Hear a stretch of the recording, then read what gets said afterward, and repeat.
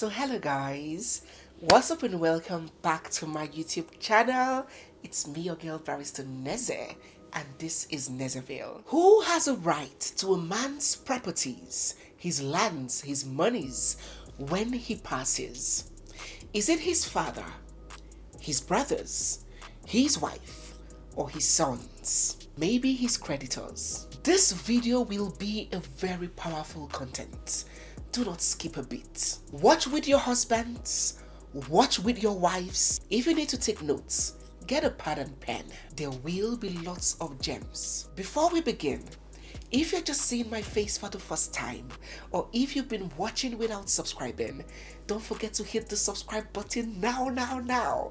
Give this video a big thumbs up already. Drop all your comments down in the comment section and stay glued because there is always so much more coming your way. For those of you who have been asking, Neze, I really do like what you do and I want to support you. The whole details of how you can support our channel to grow is right in the description box, or you can send a mail to nezeville@gmail.com. So without much ado, let us dive right into this video.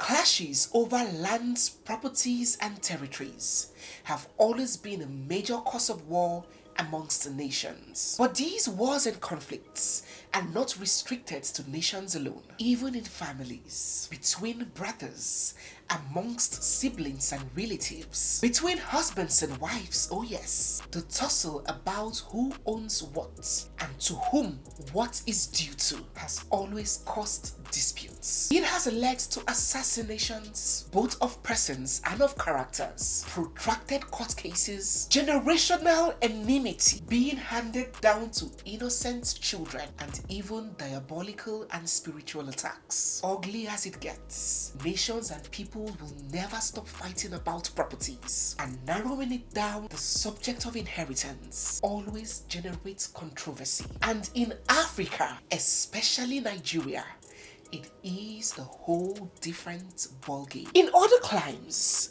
more developed countries, when a man passes, whether he's a man of affluence or a man of little or moderate means, the question as to who gets what he left behind, especially when he is married, is not in debate. It's not in question. But in a country like Nigeria, may I say some other African countries, it could be war. This is for many reasons. One, patriarchy. Realistically speaking, we are in a society where some people are deemed more superior and more deserving of certain privileges than others by reason of their gender. That is a fact. Some people are automatically disinherited and disenfranchised just by reason of their sex. So it becomes uncultural for this set of automatically disenfranchised and disinherited group to even dare think of inheritance. 2. High rates of poverty, greed, and illiteracy. Yes, there are instances where educated, enlightened, and affluent families get mixed up in this inheritance and property tussle. But I find that this situation is grossly heightened by poverty, illiteracy, and of course greed. Many times when a man or a family is not greedy and they are comfortable financially, the likelihood for them to chase about their late relation's properties to disinherit his immediate family is reduced than when there is poverty mixed with illiteracy and compounded by greed. 3. Lawlessness and gross systematic decay. Nigeria is not a lawless country. Oh no, Nigeria is not a lawless country at all. We have an abundance of laws, more like an overabundance that prohibits many things that we do. We do not even know that we have these laws in place. It's when you enter Quanta that they will now pull up the law and say, see the one that you have committed. You'll be wondering, is that an offense? Yes, it's an offense. Where we suffer a major challenge is the implementation of these laws. Listen, human beings are animalistic in nature. Even you and I watching me, if there is no law in the office, for example, on when to clock in, when to resume at work, some of us will come to the office at 10 o'clock. It is human nature. But because you know that there are punitive measures put in place and there is a system at the office that would ensure that those measures are followed, that would guide your behavior to show up at work before 8 a.m. And so it is in every society. If you leave a human being unchecked without strict laws that are enforceable, they would behave anyhow. So we are in a system, in a country, where human behavior goes largely unchecked, either due to corruption or the systems that have been built, that have been put in place to check these behaviors are weak and penetrable. Such countries would always gear towards anarchy, and the same problem follows us to our inheritance and succession issues. Because if a man knows that if he goes into his fellow man's house and throw away the wife and her children and take over the house, that he will go to prison, koro, he will not do it. But because he knows that nothing will happen. So having laid that background, let us address the cocoa, the elephant in the room. Who really is entitled by law? There has been several issues coming up on social media. Mohbad and the wife and the father, Papa Mohbad, different issues. I cannot mention them all. Even personally, we may have experienced one or two of them. Who really is entitled to what a man leaves behind? Is it his family, his father, his brothers? Is it his new family, his wife, his children? Who? To answer this question, we have to address two separate elements. First, statutory inheritance versus customary inheritance. And two, whether he died testate or he died intestate. When a man is said to have died testate, it means that he died leaving a will behind. And when he dies intestate, it means he died without any will left behind. Pardon me for using a man, my dear ladies. I am not bereft of the fact that women also have properties, that women also make money. I know that. But the truth in reality,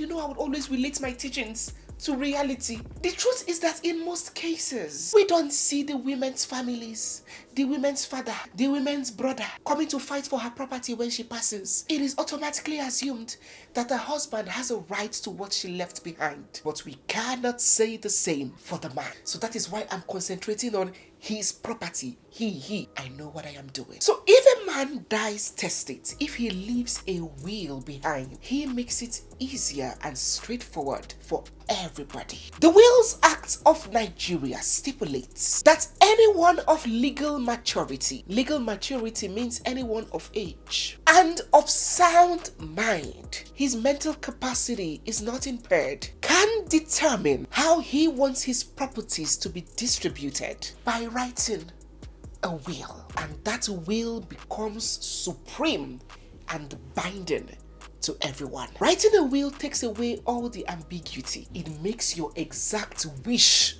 known. It eliminates needless cutthroat battles and averts long years of draining court cases. But unfortunately, our African brothers are most averse to writing a will. God forbid. Will care. A young man like me, I am only 40 years. You say let me write a will. It be like say you won't kill me. Nkechi, tell me what I have done to you. You want to kill me. A recent survey reveals that 8 out of 10 Nigerians over the age of 45 do not have a will. And 7 out of 10 will not have one when they pass. And woe betide you as a wife. Hey, you open your mouth to suggest to your husband to write a will. You would explain why you want to kill him, when you want to kill him, and how you want to kill him. Is it by poisoning or assassination? Nkolinka, you would explain. So please, look at my hand up, I raise hand, I raise leg. You know your husband better than I do. I do not want to wahala your marriage. Don't watch this video and in the night you don't go to your husband and say, baby, please write a will this night. You go explain tire. If you know you have a man with this kind of mentality, or you carry this video near him, play it, put it on loudspeaker, put it on full blast, and as you're listening, be saying, hey, Jesus. That is how you do it. Let us continue. Are you going near him now? Go, run. Sit down near him. Play it. Increase the volume. Don't use earpiece. Let us continue. When a man dies testate with a will, he makes the task and the burden easy for everybody that he left behind. One of the major ingredients in a will is stating the executors of the will, people that would help you to implement the will, how you have written it. They are called executors. And when this person passes, these executors will go to the courts and obtain a letter of execution permission to do what the man has said in his will. He has already written everything. You are not to add or to remove. But before we go on, it's important for me to tell you a little about wills. Because you cannot just scribble anything on a piece of paper and say, this is my will. No. The Wills Act of the Federation and the Wills Laws, as domesticated by the various states in Nigeria, have set out the standards that a valid will must conform to. 1. Age. The Wills Act pegs the appropriate age for a testator. A testator is the person that is writing the will. Okay? The Wills Act pegs the age as 18. You know there is an act, and various states can choose to domesticate that main act and add some variations. Like the Wills Law. Law is the one that states did. Okay? Wills Law of Lagos State peg their own age at 21. The House of Rep of maybe Zamfara can take their own, change it to Wills Law and peg the age at 20. That's the age. So you cannot just blow as a 17-year-old boy that did Yahoo and now go and write a will. That will is not recognized because you're not of age to write a will. 2. It must be in writing, either handwritten or typed. A statutory will cannot be oral. There's the traditional will. I'm not going to go into that. That one can be oral with witnesses, but the statutory will must be written. 3. It must be signed by the testator. Either using his signature or even thumb printing can be allowed. 4. The signature of the testator must be acknowledged. Hope this testator thing is not hope it's not bamboozling your head. Remember that testator is the person that is writing the will. Onye what the property, onye ji cash, onye ji the bar, billionaire, onye ji cash, chopping and spending the cash. The man ji the cash that has gone to meet his ancestors is the testator. And before that will can be considered valid, he must have signed it in the presence of 2 witnesses. This is to check fraud. So at least 2 people, better still, let a beneficiary not double as a witness. 2 independent witnesses. Because if a beneficiary comes and say, oh, he willed everything to me and my friend here. He willed everything to both of us and both of us witnessed when he willed it. It becomes fishy. Oh, now you they give money, now you witness. So it is better, it is best, it is standard when the witnesses are not beneficiaries to the will. 5. The testator must be of sound mind. If his mind is impaired in any way, either through dementia, mental illness, court will set aside that will. That will becomes invalid because it wasn't made with sound mind. 6. It must state the beneficiaries. Gong. The will must state the name. I am willing the sum of 1 million naira in my Fidelity Bank account to Akin Oluwatayo. It must state the names of the beneficiaries. Then 7. It must identify the properties that were bequeathed. So the will cannot just say, my land in the eastern part of Nigeria. Uncle, which land? You have to say, this land located in you have to state the properties. That building located in number 7 Ishele Ojoshi Street, I am willing it to my beloved wife, so and so. So it must state the name of the property. Any small mistake can make a will invalid. So please, if you know that you want to make a will or whatever, consult a lawyer. Don't do it by yourself. Consult a lawyer that would guide you. So that is what happens when a man or a person dies testate with a will. It is easy. You execute the will. Everybody knows their place. Even if it goes to court, the courts would uphold the man's wishes. You cannot take a dead man's wish out of him. It's a crime to God and to man. There are some exceptions though, where the court might not apply that will. But let me not go to the exceptions. But in general, that is what happens when a man dies writing a will. So before I go on, let me know in the comment section, do you believe in wills? Do you have one? Would you like to have one? Drop your thoughts about wills down in the comment section. So let us go to the other one, the other leg.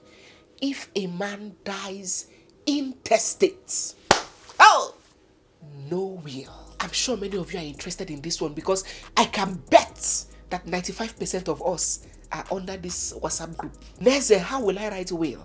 What do I have? Is this my curtain and my bed sheet that I want to will? Neze, how old am I? Writing will now is accepting that I'm going to die prematurely. I've not even gotten to 50. How can I write will? Oh yeah, listen. What will determine how a man's properties will be distributed?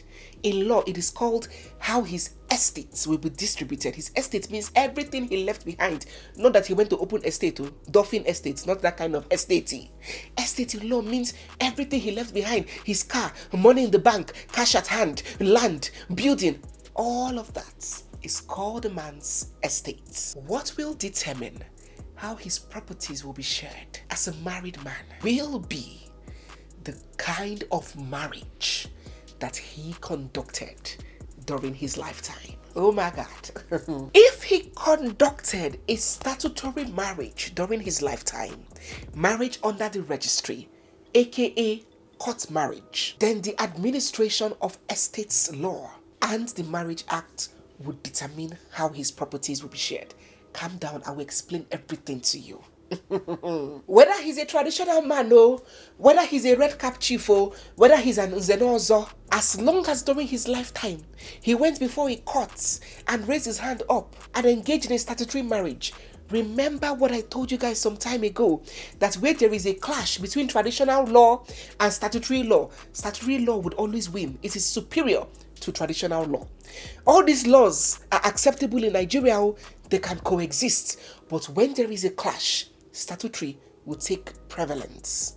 So if he's a traditional man, he did traditional wedding, he wears red cap, he puts bead on his neck.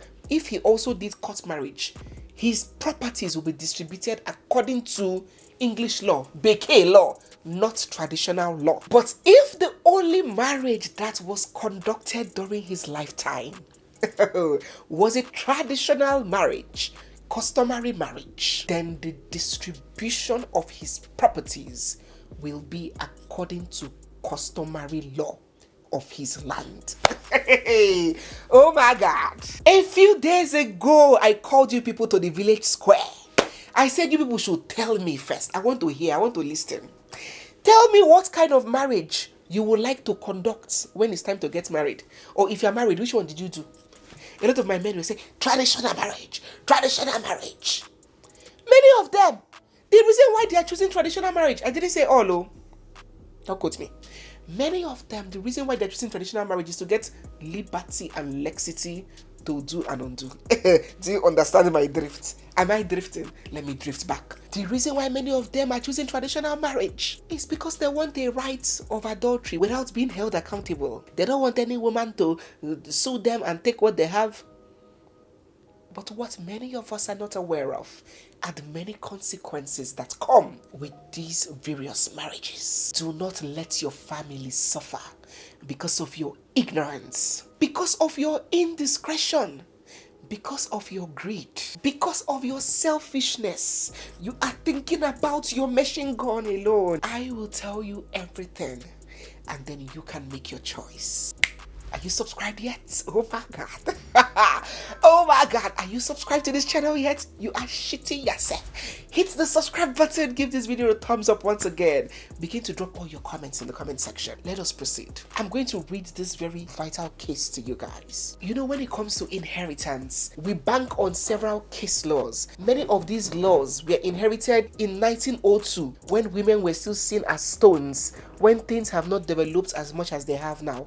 So many of them are a little bit archaic. So they are mostly revisited and refurbished by case laws.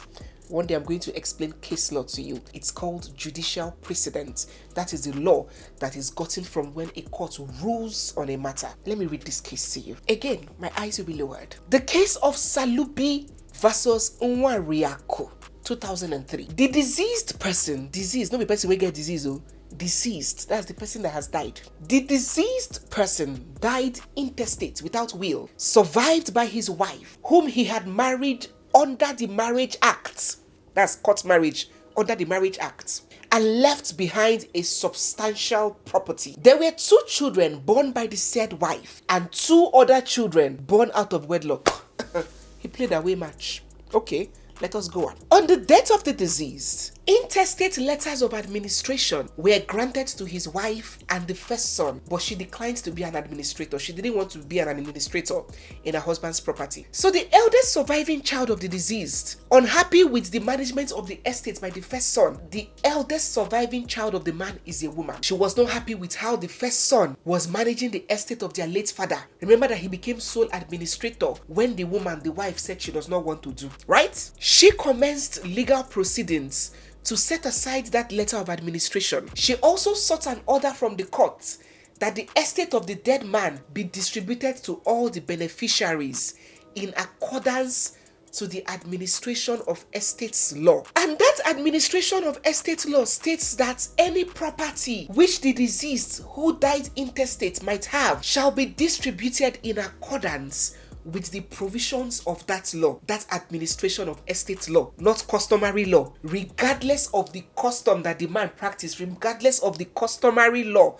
to the contrary. As long as that man died having contracted a statutory marriage, his properties will be distributed according to statutory law, which is generally fair to his immediate family. Okay. The first son opposed this stand. His case was that the deceased man was an Urobo chief, and since he died without a will, his properties should be distributed in accordance to Urobo customary law, which entitles the first son to inherit the entire estate alone and distribute it at his discretion. Are you understanding? The customary law of this man says that the first son is the one that has the right to inherit everything and give what he wants to who he wants, while the statutory law holds that the estate must be distributed evenly amongst his widow and her children. Nobody has monopoly under statutory law. Oh yeah, listen. The trial court held that the widow was entitled to 1/3 of the estate and his children to the remaining 2/3, both male and female children. The son was not happy with the judgment.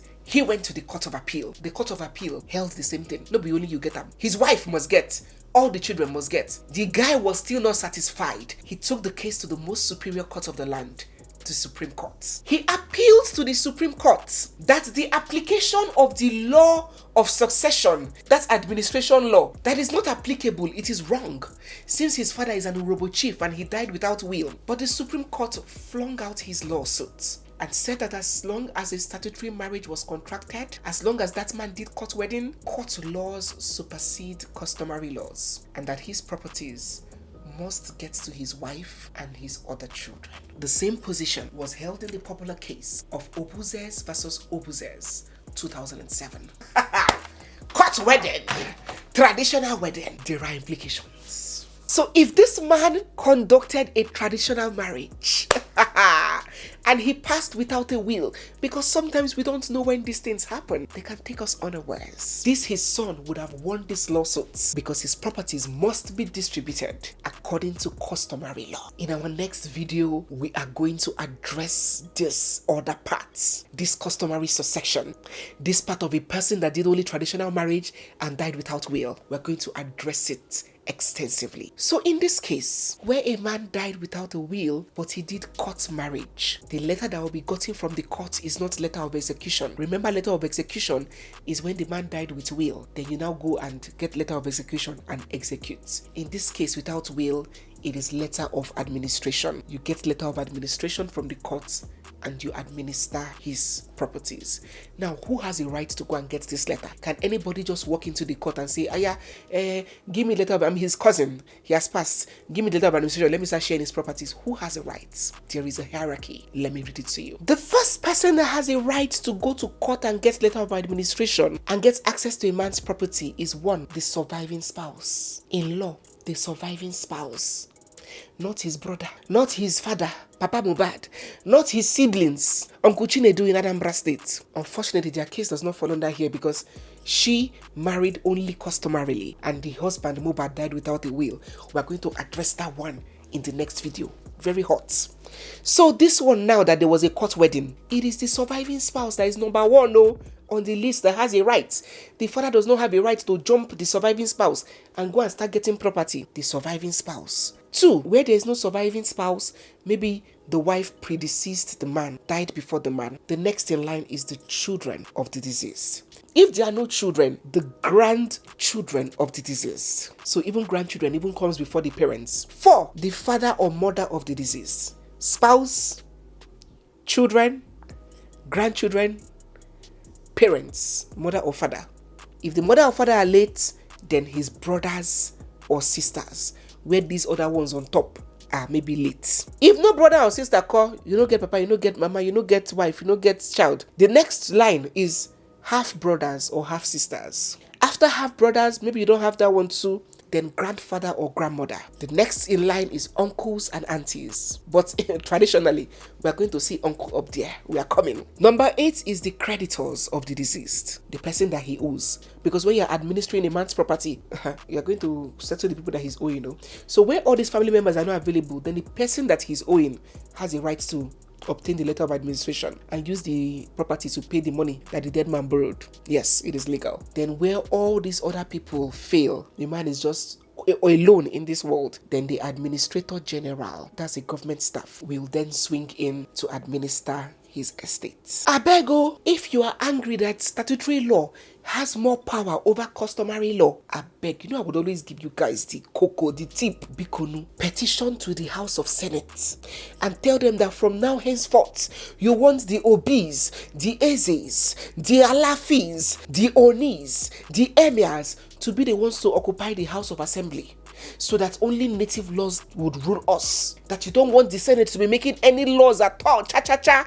The senators should step down from their appointment immediately. Let the Eze of your village be the one at the House of Rep. That way, we'll have customary laws ranking up there. Okay? Don't worry. Do it like that. Alright? So guys, it's clear. If you didn't get anything from this video, at least you got the fact that writing a will is always a good idea. There may be troubles even after writing a will, but at least they are mitigated. I've seen families torn to shreds, generational hatred being passed down to innocent children. Why do that when you can avoid it? My odogus. Why not protect your wife? Why not protect your children? Why not protect your daughters? Why create problems that when you pass would outlive you? Why not you make the right decision? In our next video, cataclysm would erupt. We are going to be discussing extensively what happens when a man or a person passes without writing a will, having conducted only a traditional marriage.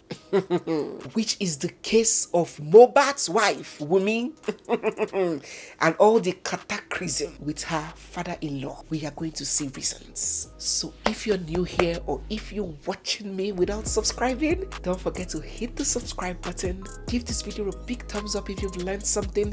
Share it if you want others to know of it too. Drop all your comments down in the comment section and do stay glued because we have so much more coming your way. It's me, your girl Barrister Nesse, and this is Netherville. I'll see you guys in my next one. For now, bye.